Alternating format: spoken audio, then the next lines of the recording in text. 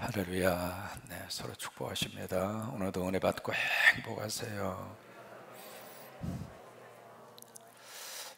어제 우리 최종관 선교사님 위해서 우리 함께 기도했고, 사모님하고 아기는 음성으로 나왔습니다. 그래서 그래도 참 감사하게 음성으로 나와서 감사하고, 최종관 선교사님은 지금 열이 올라갔다가 내려갔다가 올라갔다가 내려갔다 그런 상태 속에 있는데, 아무튼 여러분 오늘도 간절히 기도해 주셔서 더 이상 올라가지 않도록.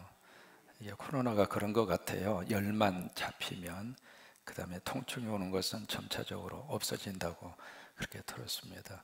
오늘 여러분 바짝 기도해 주셔서, 크게 아멘, 바짝 기도해 주셔서 여기서 기도하더라도 헝가리까지 하나님이 역사하십니다.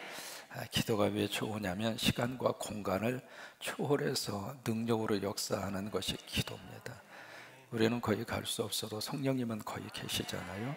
여기서 주여 하면 성령님이 거기서도 같이 들으시거든요. 그래서 특별한 치료 없이 간단하게 잘 지나갈 수 있도록 오늘도 기도해 주시기를 바랍니다. 우리가 욥기서를 읽으면서 욥기에 이제 가장 큰 주제로 등장하는 것이 고난이잖아요. 근데 이 고난 문제는 욥의 한 개인의 문제이기도 하지만 사실 내 문제이고 모든 사람들의 문제입니다. 근데 일반적으로 이제 고난과 더불어서 그 다음에 뭘 생각하느냐면 바로 저 사람에게 어떤 문제가 있으니까 고난이 오지 않느냐. 이것이 사실은 이제 욥의 세 친구로 등장하고 있는 엘리바스, 빌닷, 소발, 그 사람들의 논리이기도 하지만 사실 모든 사람들의 논리가 이 논리에 갇혀 있습니다. 저 사람이 뭐가 문제가 있으니까, 솔직한 얘기로 저 사람 뭔가 잘못했으니까, 저 사람 뭔가 죄를 지었으니까 저렇게 벌받아서 저렇게 일도 안 되고 가정에 우환도 생기고 때로는 자식을 앞세우기도 하고 경제적으로 저렇게 고통을 당하고 그렇게 당하는 거지, 만약에 저 사람이 아무 문제가 없고 저 사람이 죄를 안 지었으면 어떻게 저런 고난을 당할 이유가 뭐냐. 이것이 욥의 세 친구의 논리입니다. 근데 그 논리 자체가 100% 맞느냐, 그렇게 질문을 했을 때 오늘 성경은 그 문제에 대해서 욥기는 아주 다른 각도에서 고난 문제를 다루고 있습니다. 그래서 욥기라고 하는 이 성경은 여러분 잘 특별하게 어느 각도에서 읽느냐에 따라서 욥기의 성경에 대한 해석 자체가 달라질 수 있습니다. 왜냐하면 여기 이제 욥기에서 등장하는 욥이라고 하는 사람이 어떤 사람인가, 1장에서 정확하게 욥이 어떤 사람인가 밝히고 시작을 하거든요. 경건했어요. 그리고 온전했어요. 그리고 악에서 떠났어요. 정직했어요. 여러분, 이거보다도 더 아름답게 삶을 꾸려가는 사람이 누가 있어요? 그렇게 이제 살고 있는데 이 욥이 그런 모습을 주변에 있는 사람들뿐만이 아니라 하나님도 욥을 그렇게 인정했어요.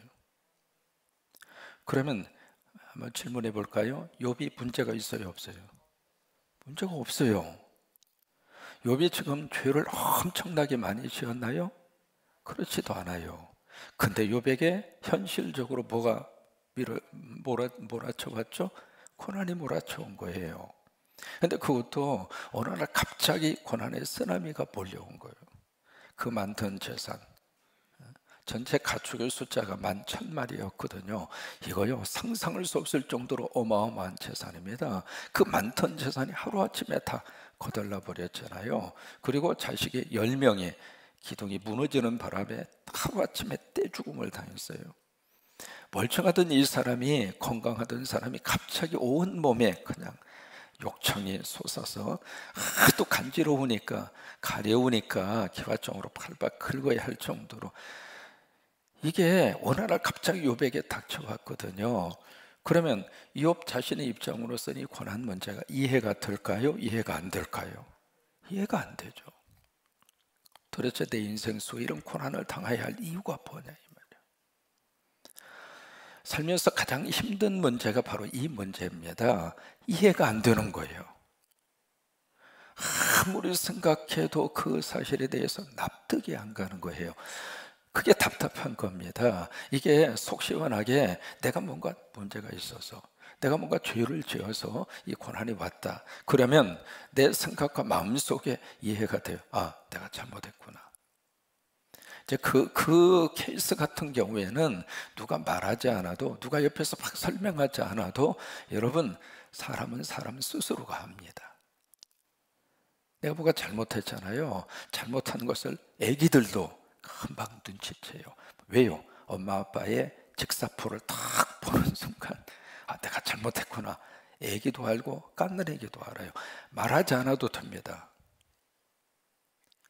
그런데 힘든 것은 지금 이 고난 문제가 나에게 막 애기 찾는 순간에 나에게 밀려왔는데, 곰곰이 생각하고 기도해보고 나름대로 묵상해보고 나름대로 내 삶을 쭉 관찰을 해보아도 특별히 내 속에서 그럴 만한 요인을 발견을 못한 거예요. 설명이 되지 않는 겁니다. 납득이 되지 않는 거예요. 그러나 현실은 고난이 나에게 눈덩이처럼 덮여 있습니다.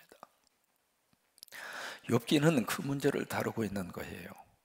그러니까 고난하면 일반적으로 생각하는 이 각도에서 내 삶 속에 부딪혀 오는 이 고난 문제를 욥기가 다루고 있는 것이 아니라, 욥기는 특별한 경우입니다. 특별한 경우. 그래서 우리가 되게 이 고난, 되게 힘든 일을 당하고 어려운 일을 당했을 때 누구나 다 할 것 없이 힘든 일과 고난 속에서 이게 어떻게 다 이렇게 됐지? 어떻게 다 이렇게 된 거야? 내가 뭘 잘못해서? 그 생각을 누구나 다 합니다.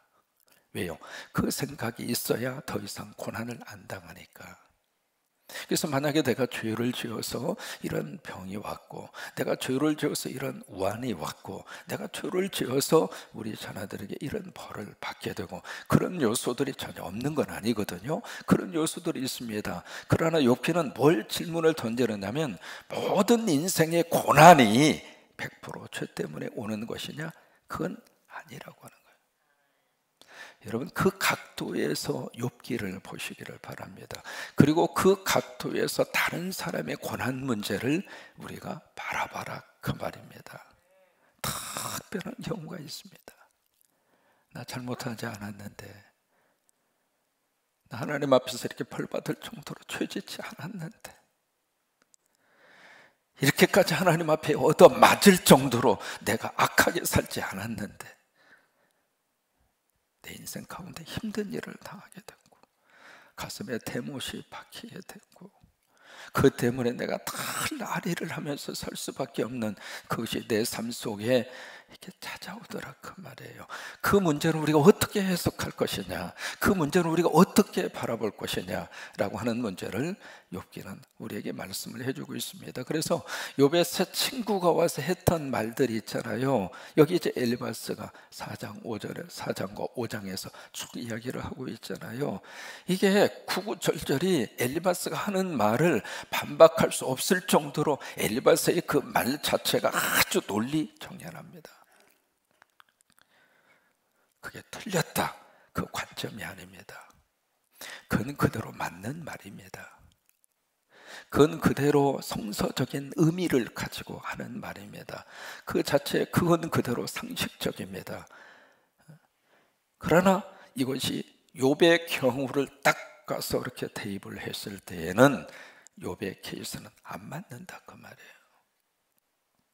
지금 5장에서도 마찬가지거든요. 5장에서 엘리바스가 쭉 이야기하는 각도가 바로 이 관점에서 이야기를 하고 있는 겁니다. 그래서 이제 상당히 말 자체가 이해하기가 좀 힘들 정도로 이렇게 말하기도 하고 저렇게 말하기도 하고, 하나님 이야기도 좀 많이 하잖아요. 그 하나님에 대한 이야기도 구구절절히 싸매기도 하시고, 그다음 일으켜 세우기도 하시고, 6가지 환난, 7가지 환난, 그 재앙에서 너를 다 보호해 주시고.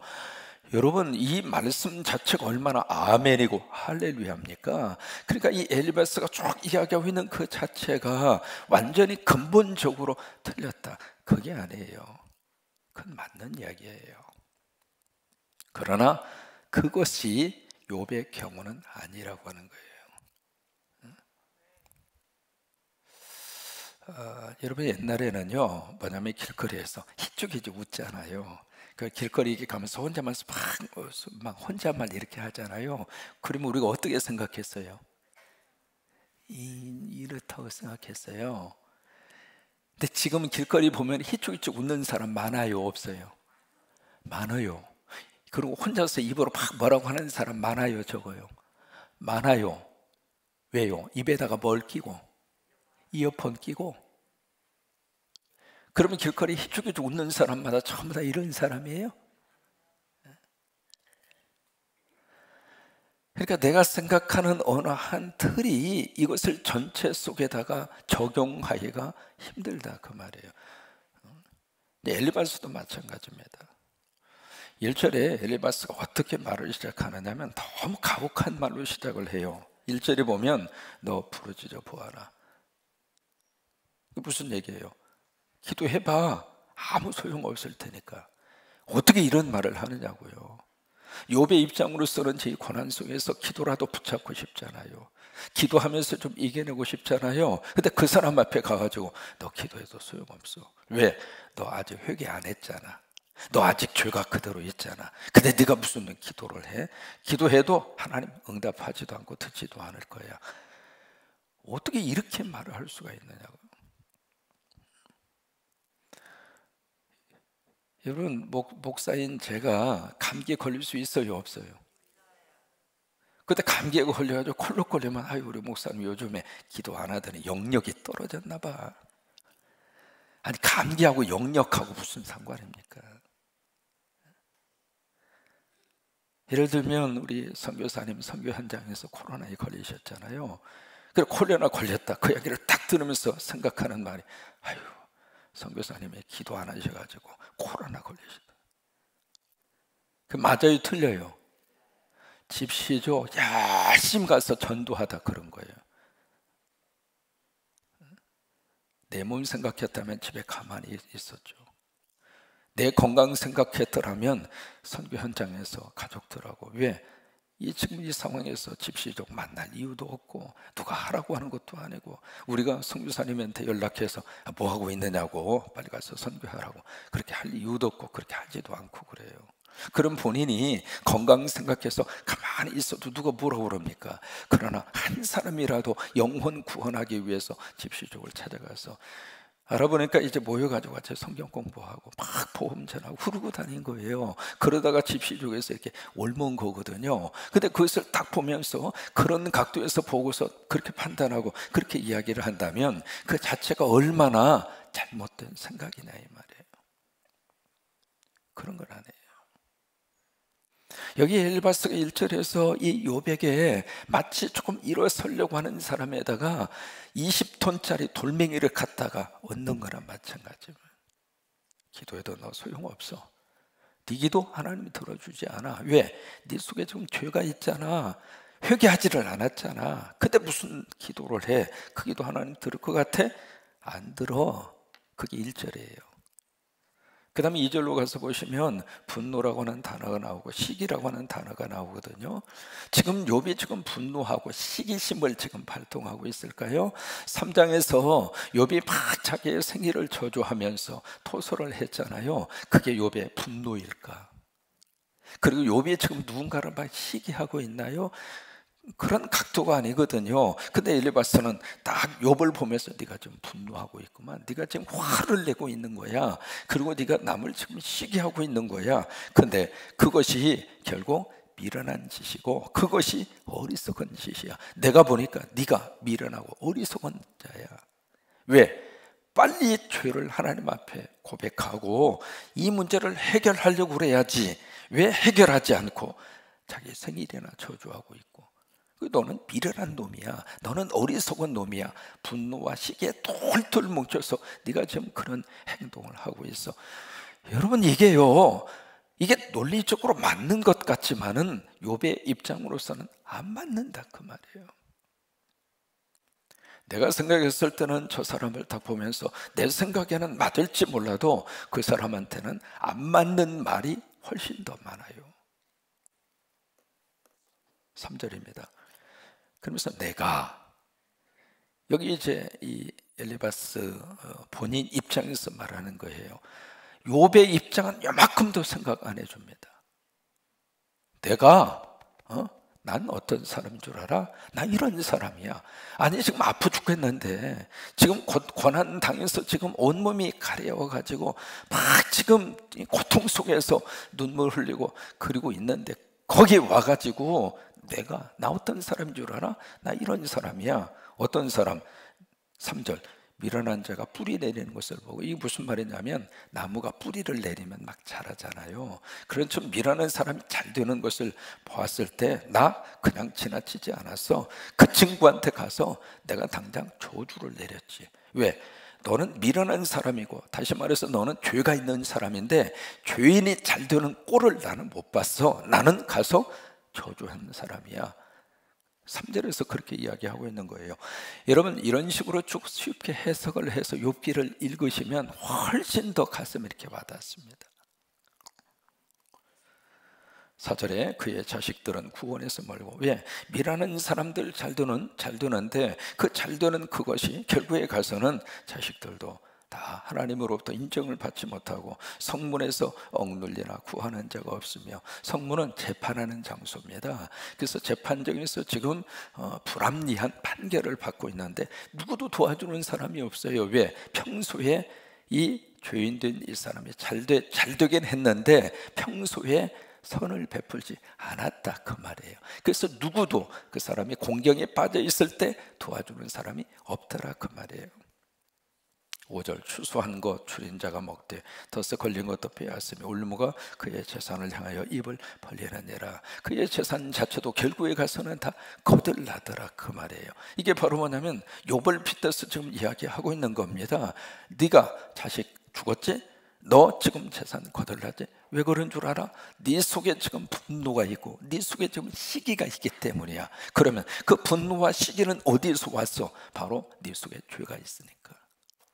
논리 자체가 그렇게 가는 거예요. 6절입니다. 재난은 티끌에서 일어나는 것이 아니며 고생은 흙에서 나는 것이 아니니라. 이 재난과 고생이 우연히 발생하는 것이 아니다 그 말이에요. 뭔가 이유가 있으니까 재앙이 왔고, 이유가 있으니까 당신 고생하는 거 아니야.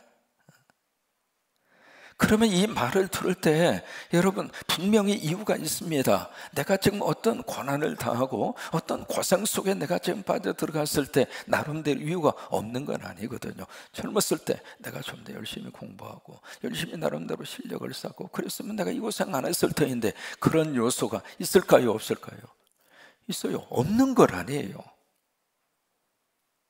그러나 이 경우가 욥의 경우하고는 상관이 없다. 작은 한 가지의 상식이 모든 상황에 맞는 것 아닙니다. 그렇게 삶이 하나 더하기 하나는 둘, 그렇게 뚝 떨어질 정도로 삶이 간단하지 않습니다. 하나 더하기 하나 했는데 이것이 열이 되는 경우도 있습니다. 하나 더하기 하나를 했는데 아무것도 없는 경우가 있습니다. 인생 자체가 그렇게 공식처럼 톡 떨어지는 그런 삶이 아니잖아요. 근데 이제 욥의 경우를 그렇게 지금 엘리바스가 보고 평가를 하고 있는 겁니다. 그래서 8절부터 무슨 말이 나오느냐면, 8절의 시작이 누구라면 나라면, 여기서 라면이 나옵니다. 라라면이라거나 라면이 여기서 나오거든요. 이게 참 이게 사람 힘들게 하는 단어입니다. 나라면. 특히 저나 여러분이나 이렇게 세월이 지나면서 우리 젊은 친구들하고 대화하면서 우리가 나도 알게 모르게 나오는 많은 단어가 있습니다. 무슨 말이 많이 나올까요? 나 때는. 그게 우리 젊은 친구들에게 있어서는 참 어떤 면에서 한두 번은 이해가 되거든요. 근데 이 단어가 너무 강요적인 단어로 그렇게 쓰여지기 시작하면 그게 참 우리 젊은 친구들에게 있어서는 연세 드신 분들과의 간격을 자꾸 멀게 하는 거예요. 여기 엘리베스가 라면 이야기 하잖아요. 나라면. 그러면 엘리바스 입장으로서는 이 말이 맞아요. 틀린 말이 아닙니다. 왜? 하나님 이야기를 쭉 하고 있거든요. 나라면 하나님이 찾겠고 내 일을 하나님께 의탁하리라. 그러면 욥이 지금 하나님을 찾지 않고 있다 그거거든요. 너는 왜 하나님 안 찾아? 이 상황에서 왜 하나님 붙들지를 않아? 하나님 계시잖아. 하나님 빨리 붙들어. 그리고 하나님 앞에 빨리 이실 짓고 해. 생일이나 저주하고 있지 말고. 그러면 풀릴 터인데 왜 그 모양 그 모습으로 그러고 있는 거야? 빨리 하나님 찾아. 나라면 하나님 찾을 거야. 그렇게 이야기를 하고 있거든요. 그러면 욥이 하나님을 부정하고 있는가? 욥기 1장, 2장, 3장에서 욥이 하나님을 부정한 적이 있나요? 그래서 하나님에 대한 설명을 쭉 구구절절하고 있습니다. 8절 이하의 말씀을 보시면 9절에 하나님이 어떤 분인가, 10절에 하나님이 땅에 비를 내리시고, 그 다음에 12절에 하나님 교활한 자의 계교를 꺾으시고, 15절에 가난한 자를 강한 자의 칼과 그 입에서 구원해 주시고, 17절에 하나님에게 징계받는 자 복이 있다.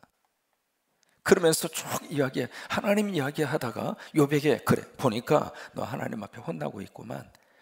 너 하나님이 징계하는 거 그거 형벌로 생각하지 마. 하나님께서 너를 징계하는 거야. 여러분, 형벌과 징계는 달라요. 형벌은 두들겨 패고 그 사람이 어떻게 되든 상관없는 것이 형벌이에요. 그러나 징계는 달라요. 징계는 연단입니다. 훈련시키는 거예요. 그러면서 18절, 너무 유명한 말씀이 18절이잖아요. 하나님 아프게 하다가 싸매시고 상하게 하시다가 손으로 고치시고, 그러니 6가지 환난, 7가지 환난, 거기서도 하나님이 너 구원하고 너를 다 보호해 주실 거야. 그러니까 결론은 바로 뭐냐면 빨리 하나님 앞에 이실 짓고 해. 빨리 네 죄 하나님 앞에 고백하고 하나님의 품에 들어와, 그 이야기예요. 이게 이 구절을 읽으면 우리가 아멘 합니다. 아, 그렇구나. 고난 속에서 하나님 앞에 와야 되겠구나. 맞아요. 그러나 욥의 경우는 아니라 그 말이에요. 이 경우가 모든 사람들 속에 그대로 적용을 해서 지금 병원에 입원했습니다. 입원했는데 딱 가서 신방 가서 하는 말이, 집사님 빨리 생각해봐. 뭘 잘못했어? 빨리 회개해. 회개하면 하나님이 병 고쳐주실 거야. 맞는 얘기인데 그게 그 사람 앞에 꼭 맞는 말일까? 오늘 여기서 2가지로 우리가 생각을 해봅니다. 뭐냐면 엘리바스는 자기 생각의 틀로만 지금 보고 있습니다. 이게 프레임이라고 하는 단어를 영어로 쓰거든요. 프레임. 이게 이제 어느 한 틀이 있습니다. 이 틀이 내가 지금 사각진 틀을 가지고 있는 사람하고 삼각형의 틀을 가지고 있는 사람하고 동그라미의 틀을 가지고 있는 사람하고 똑같은 상황을 보는데, 이 사람은 네모로 보이고 이 사람은 삼각형으로 보이고 이 사람은 원으로 보여요. 어느 게 맞아요? 어느 게 맞냐고. 다 맞아요. 그리고 다 틀려요. 그게 인생입니다. 맞을 수도 있고 틀릴 수도 있고 틀릴 수도 있고 맞을 수도 있는 거예요. 근데 어느 한 사람이 이 프레임을 가지고 있는 사람이 이 사람 보고 아이 당신 틀려 먹었어. 뭐가 세모야, 뭐가 세모야, 사각형이지. 그러면서 막 윽박을 지릅니다. 그럼 이 사람이 뭐라고 그랬어요? 꼴값하고 자빠졌네. 무슨 놈의 사각형이야, 삼각형이지. 뭐가 눈에 문제가 있구만. 제대로 봐 이 사람아. 그래서 둘이 막 싸웁니다. 둘이 막 싸우고 있으니까 이 동그라미를 가진 사람이 뭐라고 그럴 거예요? 아이고, 꼴뚜기 망신 다 시키고 있네. 무슨 사각형이고 삼각형이야, 동그라미지. 뭐 그렇게 눈이 삐졌어? 그래서 막 이 세 사람이 막 같이 엉겨붙어서 막 서로 싸우고 있습니다. 지금도 싸워요. 엘리바스의 문제가 그거라고 하는 거예요. 2번째, 엘리바스의 문제가 바로 뭔가 상대에 대한 배려가 하나도 없어. 사랑이 무엇인가?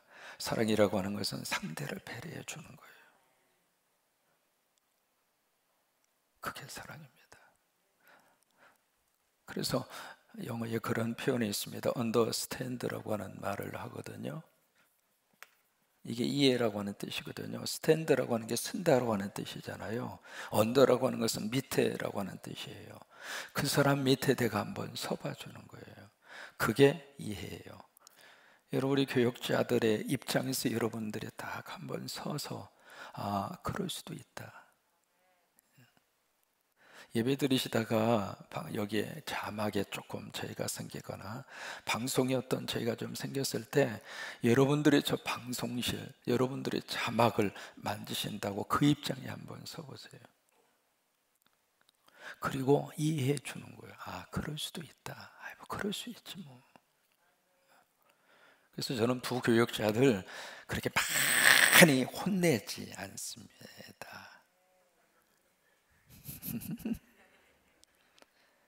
understand. 그게 사랑입니다. 엘리바스는 이게 없습니다.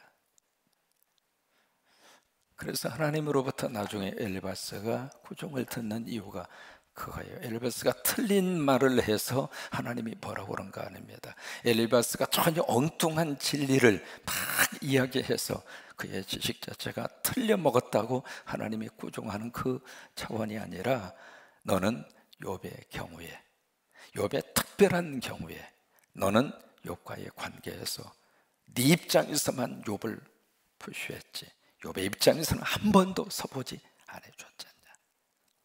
너는 네가 생각하는 각도에서만 보고 판단했지 다른 사람의 입장과 각도는 네가 전혀 고려하지 않았잖아. 그 부분입니다. 우리가 살면서 욥기서의 말씀을 제대로 가슴에 쭉 담고 살면 굉장히 지혜롭습니다. 그리고 욥기의 말씀을 우리가 분명히 알고 살면 갈등과 충돌이 줄어듭니다. 오늘 하루 여러분의 삶 속에 귀한 축복이 함께 하시기를 주의 이름으로 축원합니다.